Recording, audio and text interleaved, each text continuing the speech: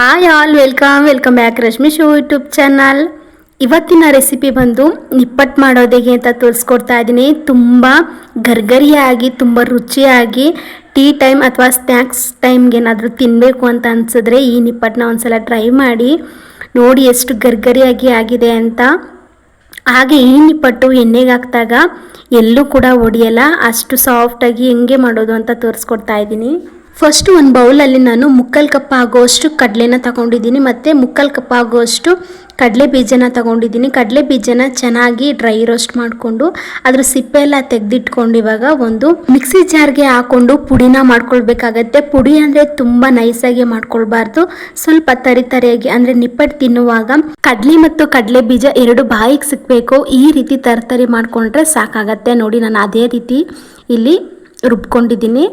ಇವಾಗ ಬನ್ನಿ ಒಂದು ಬೌಲ್ಗೆ ನಾನು 1 ಕಪ್ ಆಗುವಷ್ಟು ಅಕ್ಕಿ ಹಿಟ್ಟನ್ನ ತಗೊಂಡಿದ್ದೀನಿ. ಅಕ್ಕಿ ಹಿಟ್ಟು ಯಾವುದೇ ರೀತಿ ತರಿಯಾಗಿರಬಾರ್ದು, ತುಂಬ ನೋಡಿ ಈ ಥರ ನೈಸಾಗಿರಬೇಕು. ಅಂಗಡಿದಾಗಿದ್ರೂ ಪರವಾಗಿಲ್ಲ ಅಥವಾ ಮನೆಯಲ್ಲೇ ನೀವು ಅಕ್ಕಿ ಹಿಟ್ಟನ್ನ ರೆಡಿ ಮಾಡ್ಕೊಂಡಿದ್ದೀನಿ ಅಂದರೂ ಪರವಾಗಿಲ್ಲ, ಯಾವುದೇ ರೀತಿ ತರಿಯಾಗಿರಬಾರ್ದು, ನೈಸಾಗಿರಬೇಕು. ಹಂಗಾದಾಗ ಮಾತ್ರ ಎಣ್ಣೆಲಿ ಹಾಕಿದಾಗ ನಿಪ್ಪಟ್ಟು ಎಲ್ಲೂ ಹೊಡೆಯೋದಿಲ್ಲ, ಚೆನ್ನಾಗಿ ಬರುತ್ತೆ. ಈಗ ಇದಕ್ಕೆ ಕಡಲೆ ಮತ್ತು ಕಡಲೆ ಬೀಜನ ಪುಡಿ ಮಾಡಿಟ್ಕೊಂಡಿದ್ವಲ್ಲ ಅದನ್ನು ಇವಾಗ ಅಕ್ಕಿ ಹಿಟ್ಟು ಜೊತೆ ಸೇರಿಸ್ಕೊಳ್ಬೇಕಾಗತ್ತೆ. ಇದಕ್ಕೆ 1 ರಿಂದ 2 ಗರಿ ಆಗೋಷ್ಟು ಕರ್ಬೇ ಸೊಪ್ಪನ್ನ ತಗೊಂಡಿದ್ದೀನಿ, ಅದನ್ನು ಸಣ್ಣದಾಗಿ ಹಚ್ಚಿಟ್ಕೊಂಡಿದ್ದೀನಿ.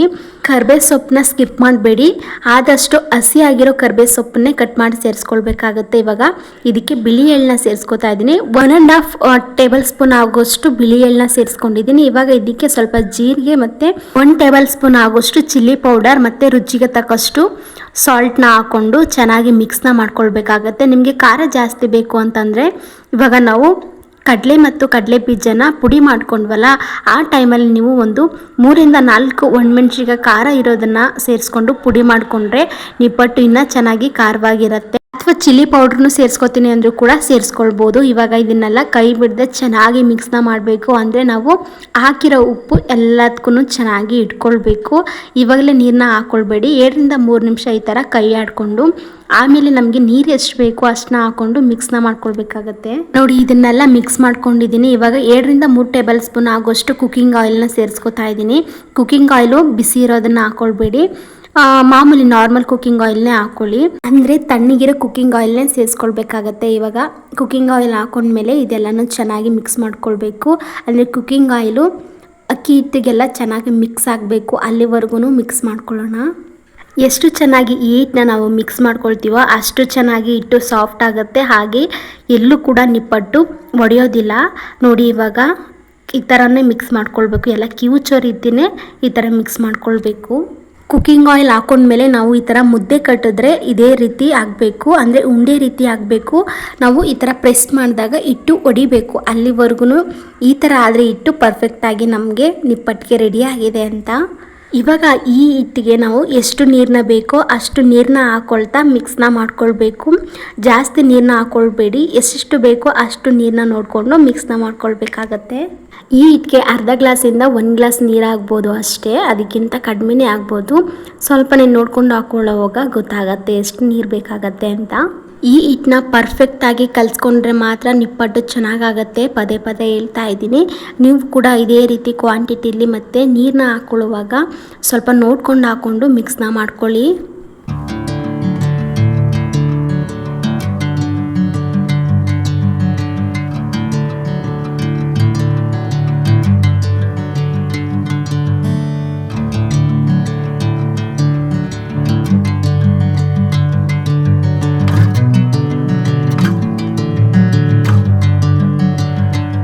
ಈ ನಿಪ್ಪಟ್ಟಿಗೆ ಹೇಗೆ ಹಿಟ್ಟು ರೆಡಿ ಆಗಬೇಕೋ ಪರ್ಫೆಕ್ಟಾಗಿ ಥಿಕ್ನೆಸ್ಸಾಗಿ ಮತ್ತು ಅಷ್ಟೇ ಸಾಫ್ಟಾಗಿ ಹಿಟ್ಟು ರೆಡಿ ಆಗಿದೆ. ನೋಡಿ ಈ ಥರ ನಾವು ಹಿಟ್ಟನ್ನ ಮುರ್ಕೊಂಡಾಗ ಇದೇ ರೀತಿ ಉಂಡೆ ಕಟ್ಟೋದಕ್ಕೆ ಸಾಫ್ಟ್ ಆಗಬೇಕು, ಮತ್ತು ಲಟ್ಟಣಿಗೆಯಲ್ಲಿ ಲಟ್ಟಿಸ್ಕೊಳ್ಬೇಕಾದ್ರೆ ಯಾವುದೇ ರೀತಿ ಅಂಟಬಾರ್ದು. ಇದೇ ರೀತಿ ಪರ್ಫೆಕ್ಟಾಗಿ ನೀವು ಕಲಿಸ್ಕೊಂಡ್ರೆ ನಿಪ್ಪಟ್ಟಿಗೆ ಬೇಕಾಗಿರೋ ಹಿಟ್ಟು ಕರೆಕ್ಟಾಗಿ ರೆಡಿ ಆಗಿದೆ ಅಂತ.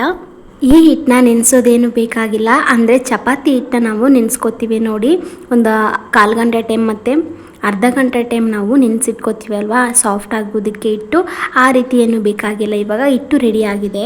ನಾನು ಇವಾಗ ಇದನ್ನು ಲಟ್ಟಿಸ್ಕೊಳ್ಳೋದಕ್ಕೆ ಕೆಳಗಡೆ ತಟ್ಟೆನ ಇಟ್ಕೊಂಡಿದ್ದೀನಿ. ತಟ್ಟೆನ ಇಟ್ಕೊಂಡಿರೋದಕ್ಕೆ ರೀಸನ್ ಇಷ್ಟೇ, ಅಂದರೆ ನಮಗೆ ದೊಡ್ಡದು ಬೇಕು ಅಂತಂದರೆ ದೊಡ್ಡದಾಗಿ ಈ ಥರ ಲಟ್ಟಿಸ್ಕೊಂಡು 2 ರಿಂದ 3 ನಿಪ್ಪಟ್ಟನ್ನ ಕಟ್ ಮಾಡ್ಕೊಳ್ಳೋದಕ್ಕೆ ಈಸಿ ಆಗುತ್ತೆ ಅಂತ ಅಷ್ಟೇ. ಇದನ್ನ ಲಟ್ಟಿಸ್ಕೊಳ್ಳೋದಕ್ಕೆ ಒಂದು ಪ್ಲಾಸ್ಟಿಕ್ ಕವರ್ ಬೇಕಾಗತ್ತೆ, ಅಥವಾ ನೀವು ಸಂಪ್ಯೂರ್ ಎಣ್ಣೆದು ಪ್ಯಾಕೆಟ್ ಇರುತ್ತಲ್ಲ ಅದನ್ನ ಕೂಡ ಕಟ್ ಮಾಡಿಕೊಂಡು ಇಟ್ಕೊಳ್ಬೋದು. ನಾನು ಸಂಪ್ಯೂರ್ ಎಣ್ಣೆದು ಪ್ಯಾಕೆಟ್ ಇತ್ತು ಅಂತ ಹೇಳಿ ನೀಟಾಗಿ ಕಟ್ ಮಾಡಿ ಇಟ್ಕೊಂಡು ಲಟ್ಟಿಸ್ಕೊತಾ ಇದ್ದೀನಿ. ಇವಾಗ ಇದು ಲಟ್ಟಣಿಗೆಗೆ ಸ್ವಲ್ಪ ಕುಕಿಂಗ್ ಆಯಿಲ್ನ ನೀಟಾಗಿ ಹಚ್ಕೊಳ್ಬೇಕಾಗತ್ತೆ, ಇಲ್ಲ ಅಂದರೆ ಹಿಟ್ಟು ಅಂಟ್ಕೊಳ್ಳುತ್ತೆ. ಸೊ ಹಾಗಾಗಿ ಸ್ವಲ್ಪ ಕುಕಿಂಗ್ ಆಯಿಲ್ನ ಫುಲ್ ಹಚ್ಕೊಂಡು ಆಮೇಲೆ ಲಟ್ಟಿಸ್ಕೋಬೇಕಾಗತ್ತೆ. ಇವಾಗ ಲಟ್ಟಿಸ್ಕೊಂಡಿದ್ದಾಗಿದೆ.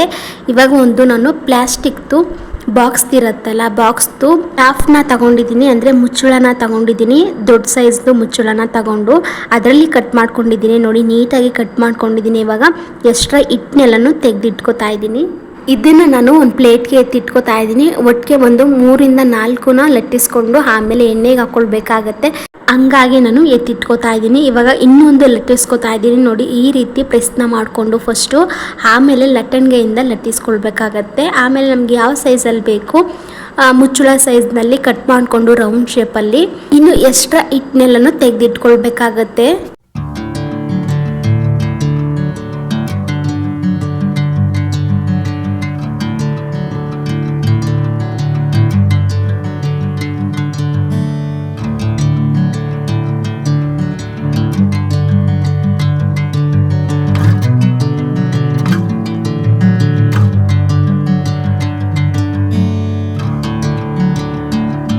ಈಗ 4 ರಿಂದ 5 ಲಟ್ಟಿಸ್ಕೊಂಡು ಇಟ್ಕೊಂಡಿದ್ದೀನಿ. ನೋಡಿ ಒಂದೇ ಥರ ಒಂದೇ ಶೇಪಲ್ಲಿದೆ.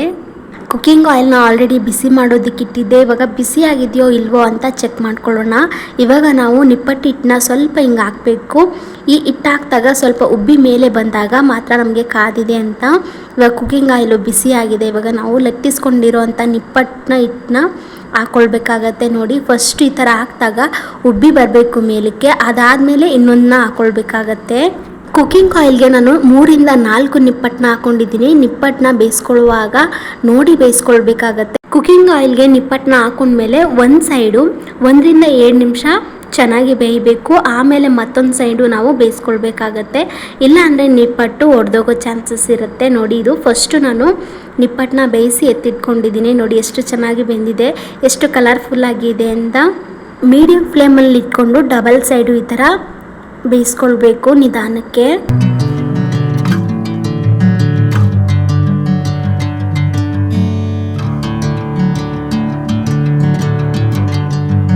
ಎಲ್ಲ ಹಿಟ್ಟನ್ನ ಲಟ್ಟಿಸ್ಕೊಂಡು ಫೈನಲಿ ನಿಪ್ಪಟ್ಟನ್ನ ಬೇಯಿಸಿಟ್ಕೊಂಡಿದ್ದೀನಿ. ನೋಡಿ ಇಲ್ಲ ಅಂದರೂ 20 ರಿಂದ 25 ನಿಪ್ಪಟ್ಟಾಗಿದೆ ನಾನು ಕಲಸಿಟ್ಕೊಂಡಿರೋಂಥ ಹಿಟ್ಟಲ್ಲಿ. 1 ಕಪ್ ಹಿಟ್ಟಲ್ಲಿ ನೋಡ್ತಾ ಇರ್ಬೋದು, ಕಟ್ ಮಾಡಿದ್ರೆ ಅಂದರೆ ಮುರಿದ್ರೆ ಎಷ್ಟು ಚೆನ್ನಾಗಿ ಕಟ್ಟಾಗ್ತಾ ಇದೆ ಅಂತ. ಇದೇ ರೀತಿ ಗರ್ಗರಿಯಾಗಿ ನೀವು ಕೂಡ ಮನೇಲಿ ಮಾಡ್ಕೊಳ್ಬೋದು. ಈವ್ನಿಂಗ್ ಟೈಮಲ್ಲಿ ಟೀ ಜೊತೆ ಮತ್ತು ಕಾಫಿ ಜೊತೆ ತುಂಬಾ ಕಾಂಬಿನೇಷನ್ ಚೆನ್ನಾಗಿರುತ್ತೆ. ನೋಡಿದ್ರಲ್ಲ, ಈ ನಿಪ್ಪಟ್ಟು ರೆಸಿಪಿ ನಿಮಗೆ ತುಂಬಾ ಇಷ್ಟ ಆಗಿದೆ ಅಂತ ಅನ್ಕೋತೀನಿ. ಸ್ವಲ್ಪನಾದರೂ ಇಷ್ಟ ಆಗಿದ್ರೆ ಈ ರೆಸಿಪಿಗೆ ಒಂದು ಲೈಕ್ ಕೊಟ್ಟು, ಹಾಗೆ ಹೊಸಬ್ರು ಏನಾದರೂ ನಮ್ಮ ಚಾನಲ್ನ ಫಸ್ಟ್ ಟೈಮ್ ವಿಸಿಟ್ ಮಾಡ್ತಾ ಇದ್ದರೆ ಸಬ್ಸ್ಕ್ರೈಬ್ ಮಾಡಿಕೊಂಡು ಆಲ್ ನೋಟಿಫಿಕೇಷನ್ ಆನ್ ಮಾಡ್ಕೊಳ್ಳಿ. ವೀಕ್ಲಿ ನಾನು 7 ರಿಂದ 3 ರೆಸಿಪಿನ ಹಾಕ್ತೀನಿ, ನಿಮಗೆ ಮೊದಲು ನೋಟಿಫಿಕೇಷನ್ ಬರುತ್ತೆ. ನೀವು ಕೂಡ ಟ್ರೈ ಮಾಡ್ಬೋದು. ಹಾಗೆ ಏನಾದರೂ ಹೊಸ ರೆಸಿಪಿ ನಿಮಗೆ ಬೇಕು ಅಂತಂದರೆ ಕಮೆಂಟ್ ಬಾಕ್ಸಲ್ಲಿ ಕಮೆಂಟ್ ಮಾಡಿ. ಹಾಗೆ ನಿಪ್ಪಟ್ಟು ರೆಸಿಪಿ ನೀವು ಕೂಡ ಟ್ರೈ ಮಾಡಿದರೆ ಹೇಗೆ ಬಂತು ಅಂತ ಕಮೆಂಟ್ ಬಾಕ್ಸಲ್ಲಿ ಕಮೆಂಟ್ ಮಾಡೋದನ್ನು ಮರಿಬೇಡಿ.